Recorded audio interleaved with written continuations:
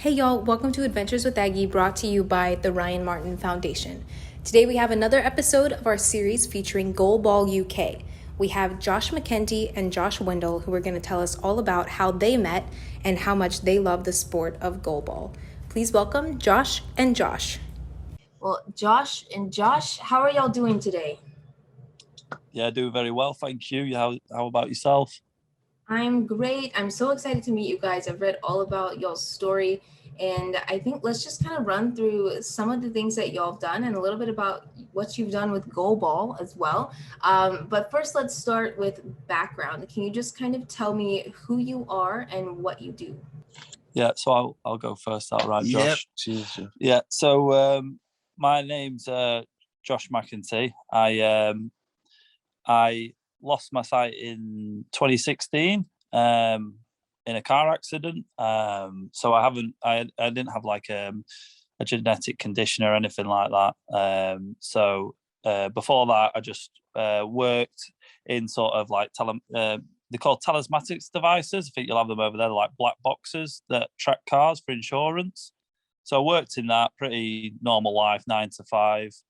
And then, like I say, when I was 23, I was involved in a car accident. Unfortunately, lost my sight in the accident. That was in 2016. So since then, recovered from the injuries from the accident, from the car accident. Spent 3 months in hospital recovering. Came out, and it was still like an ongoing process recovery wise. Up to the point of sort of learning to walk again with my legs because they were both badly damaged in the accident, and learning to live with full sight loss because I literally went from 20/20 vision to 0.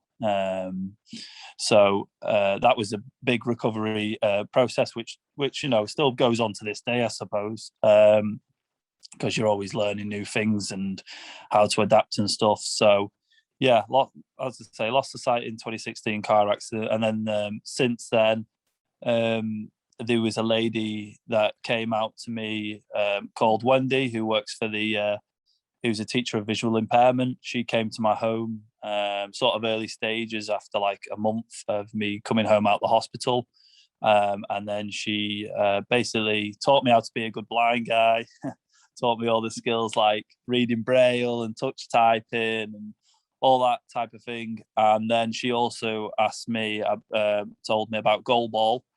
And she said to me, do you fancy giving it a go? She just briefly explained what it was and did I fancy giving it a go. I had never heard of it personally. So it got me interest straight away.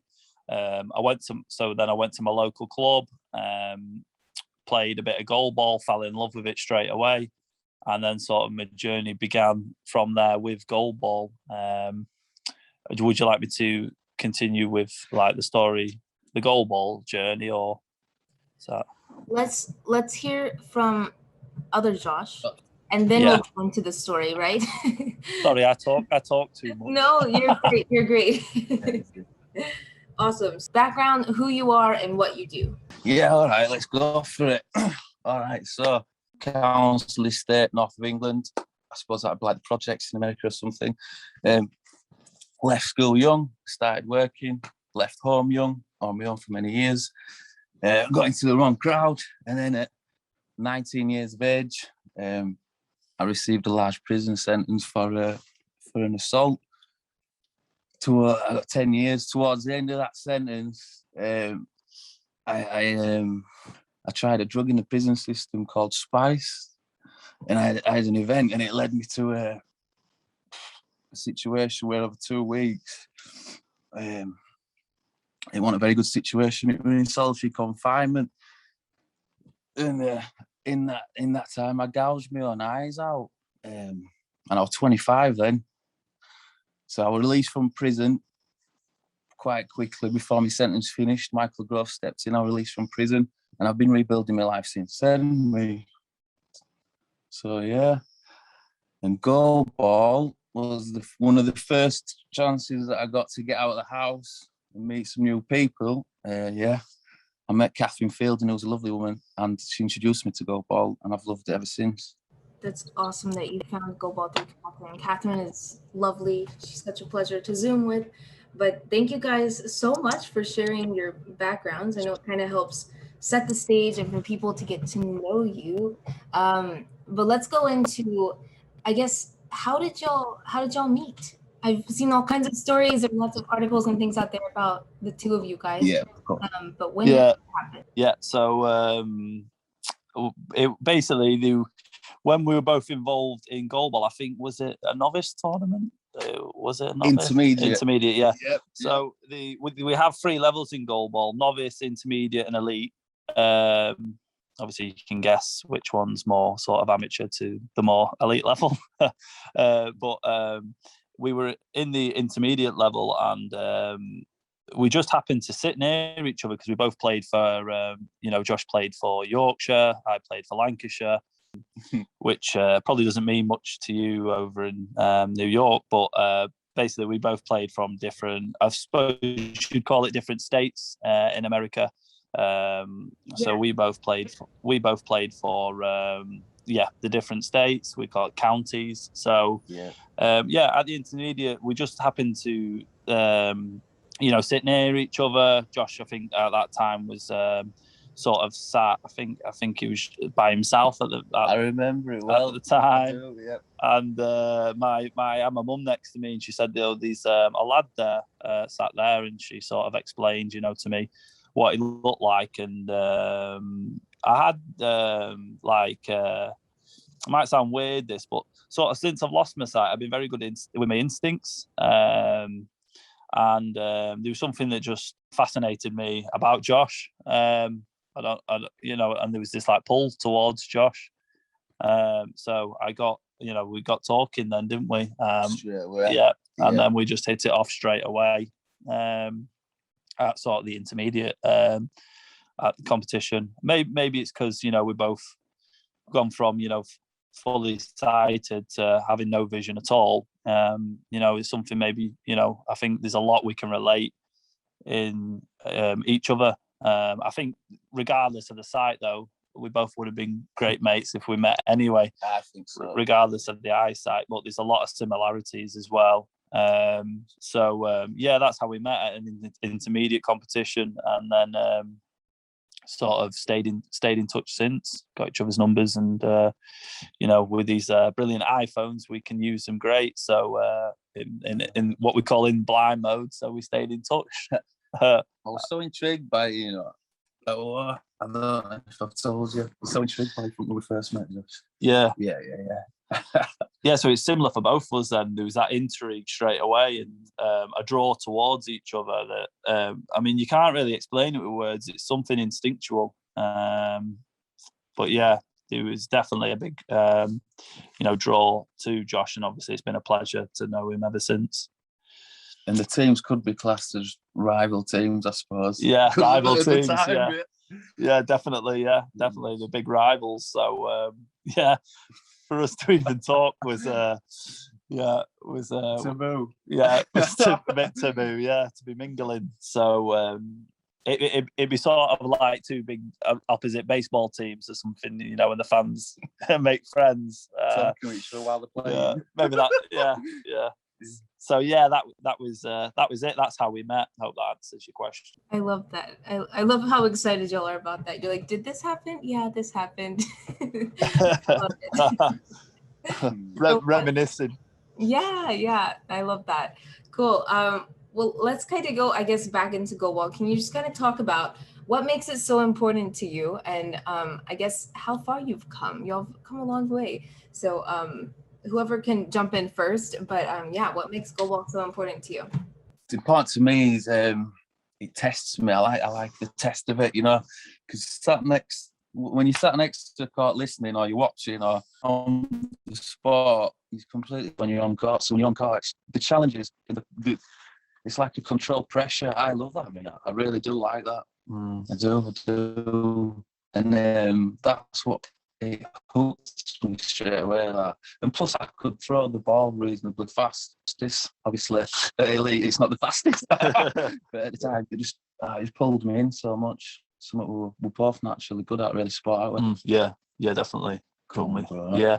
So for me, it's sort of sort of similar. The sort of addiction to me is the sort of pressure of the game and the intensity of the game. It's one of those sort of sports where I need to be in a sport where it's like intense and fast paced for me, because then it just gets me intrigued and holds my like attention.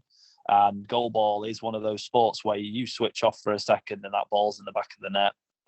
So the concentration in the game's massive, and it just means that you can't switch off, and it keeps you fully involved and immersed in the game for however long you're playing it for. But yeah, it was sort of like that intensity, and also for me as well, I was never really involved in many team sports. I did a lot of, before I lost my sight, I did a lot of individual stuff, where it's just down to you as the individual. So I really moulded and fitted into the team sports and loved it, being, that camaraderie of being in a team, and the team environment I really loved. So that also was a big draw for me as well. And just to say as well, in intermediate, Josh could throw one hell of a ball. We used to dread as the opponents being against him and him coming on. I used to often say to my other players, get ready to defend well, because this guy can throw the ball. Yeah, but I couldn't score past you. Josh, you're like 6'4", by the way, Aggie. Oh my gosh, we're throwing punches today on the show. This is crazy. Yeah. We'll leave that for another show. I love it. Wow. It's so cool though to hear like how much it means to you, I kind of want to jump to the question about you guys describing each other.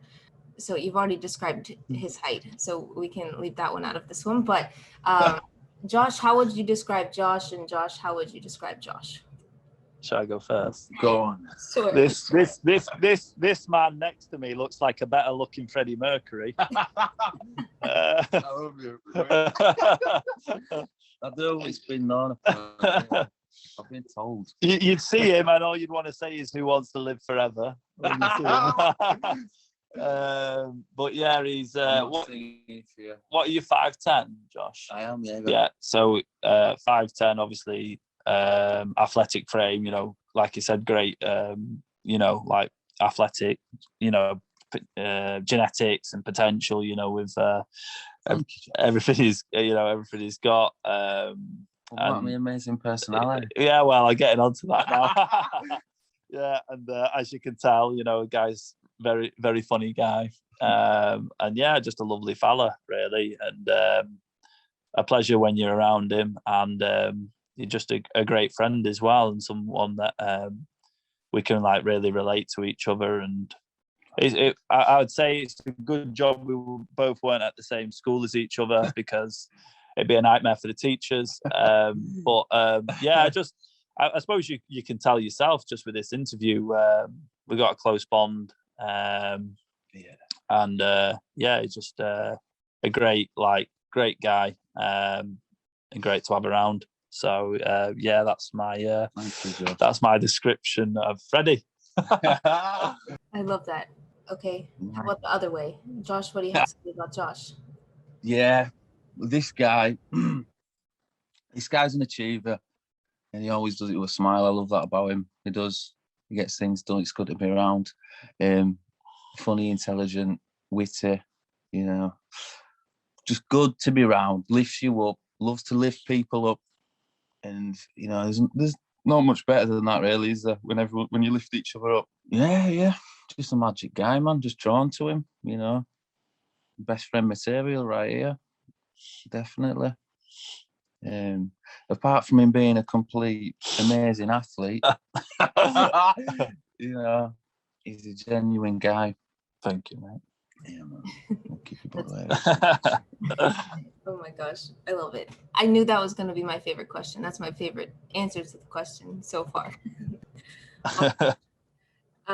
Cool. Let's move into a couple more here. What is something that the general population wouldn't know about sports for the visually impaired or blind? I guess you can take this however you'd like. But Josh, does anybody want to jump in first? One quick thing comes to mind, especially goalball. We'll get onto all VI sports, because there's other things, but that ball can be thrown, 60, 70 miles an hour, which gets very interesting. Yeah, definitely. Yeah. So keep your ears out. But what they don't know, what people would not. I suppose one thing I can think of is how well they operate under. In goalball, we operate under blindfold to make it very fair. Because obviously people there have all different levels of sight.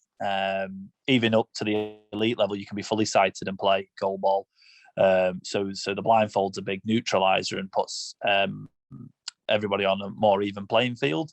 But one thing that people probably don't know is you'd expect when you see sort of the higher levels them to be stumbling around under blindfold, and it's just mesmerizing how they can move, how they can run around other players. Like, you wouldn't know these guys are blindfolded really when you watch it. The way they run around and work as a team and find, not only run forwards and throw the ball, but then immediately rush back and get back to your position and just drop straight back where you set off from. Like I say, like the sighted, and they can see where they're going. And then also to have that pinpoint accuracy when you throw the ball, say if you want it in the left post and throwing it to the left post, is that sort of accuracy where it's just like mind blowing, really. So I suppose a lot, like I say, would just presume they'd be stumbling around, and as soon as you watch the sport, you definitely see otherwise. And be surprised with that. It shocked me, the capabilities of some athletes, some VI athletes. It absolutely shocked me. Yeah. How well they get the job done. Yeah. Yeah, it's just the capabilities, man. The way they use everything in sync, just from the brain, from the mind. Yeah. There's something else in it. Yeah, I think a lot of the time as well, I think there's like which the Paralympics obviously definitely helps, is the stigma around disability and what people with disabilities are capable of. Where I think the para is a great leveler to show the capabilities of people with different disabilities in a sporting setting, and how well they can do. Just changes people's perception on what they think somebody with a disability can do, really. So I think obviously it's amazing for changing people's perceptions. And the amount of level of competition is amazing.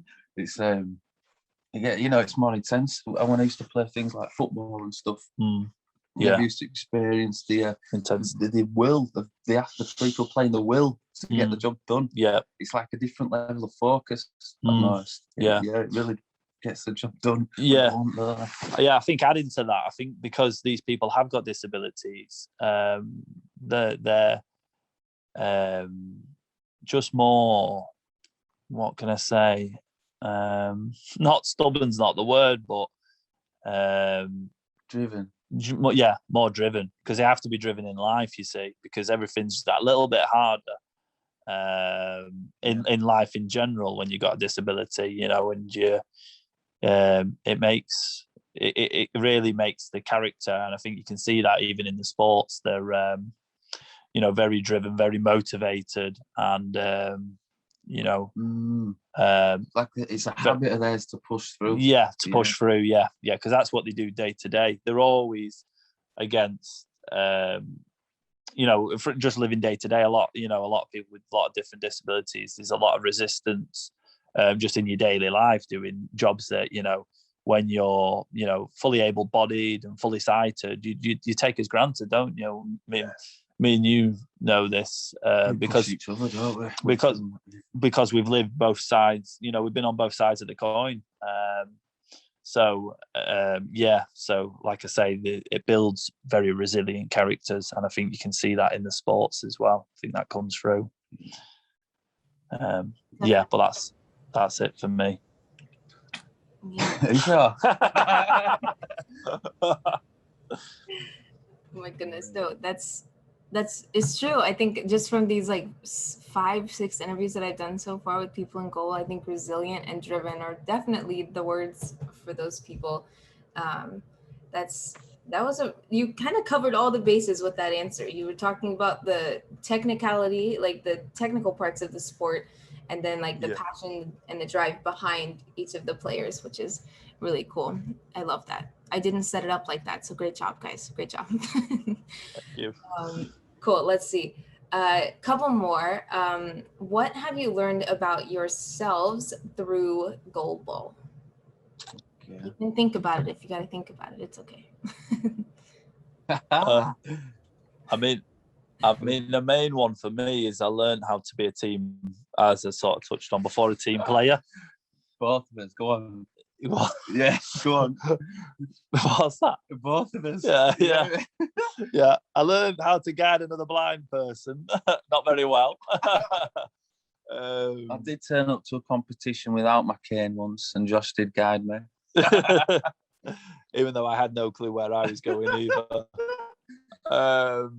But yeah, mainly for me, it was sort of learning. It taught me the skills of how to be a team player and also deal with other athletes in a team. On off and on court, really, how to conduct myself on court and speak to people in a sort of a manner that's correct. And also then off court, how to sort of develop my sort of social skills in a team environment, and then really off court, there's quite a few other bits. It's sort of because I got into the goalball when I just like a year after I lost my sight, I was around others that I could really take example off, and that really helped me. I suppose you'd feel the same way, wouldn't you, Josh? As in, just learning from others with a similar disability was massive for me. And then it also motivated me as well when I saw how like independent they were, how capable they were. That really pushed me on to also be independent and capable, really, myself. So, yeah, I mean, I can't obviously thank Goalball enough for that. And yeah, they're the main things for me, really. Yeah, man. That's it, Josh. With me, it actually taught me how to function as a successful VI person, man. Yeah, I learned some skills off people. It taught me being around many other people who are in a similar position. Taught me that you can put your own custom style, on yourself. You know what I mean? On your disability, on anything you want. And instead of like following a set plan, set way to walk, set things to do, you can sort of tweak it. And then I experienced how loads of other people had, put their own spins on things. You can be yourself. It's not loads of people turning up like robots doing the same thing. Everyone's themselves. And it taught me how to pick things. I took things from other people that I could tweak myself and use myself. And I can just how to navigate, how to get around, how to speak to people, what questions to ask, what gets the job done, what doesn't, It was good, really good for me. Yeah, agreed. Yeah, getting out of the house to Goalball, a great step, definitely. I think what y'all have learned about yourselves are like not the same, but they're very similar and related, which I think speaks a lot about the sport of Goalball and the people involved. Which is great. And every interview, I know I say this, but I want to see it. Like y'all say such great things about the sport and the people involved, and I want to come over and see it one day, but we'll see. Hopefully sometime soon. Awesome. Let's see. Last question for you guys. What is one piece of advice you'd give to your younger selves?